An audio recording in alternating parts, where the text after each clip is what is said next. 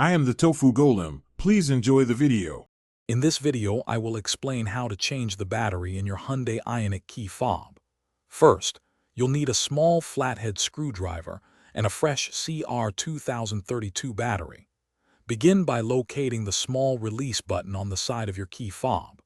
Press this button firmly to release and remove the emergency key blade. This step provides access to the key fob's casing, preparing it for the next stage of disassembly. With the emergency key removed, you'll see a small slot at the top of the key fob. Insert your small flathead screwdriver into this slot. Gently twist the screwdriver to carefully pry apart the two halves of the key fob casing. Take your time to avoid damaging the plastic. Once separated, you will see the old battery inside, ready for replacement. Before removing the old battery, take a quick mental note of its orientation, specifically which side is facing up. Then, use your small flathead screwdriver to gently pop out the old CR2032 battery from its compartment.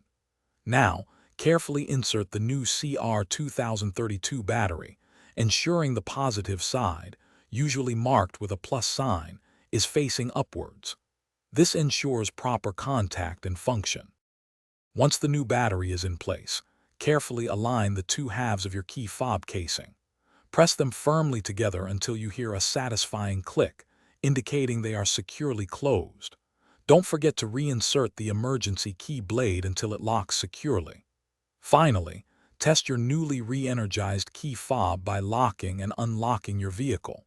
For more great deals, including the Shark AI Ultra Robot Vacuum, check the description below. Thanks for watching. Consider subscribing if we helped you today.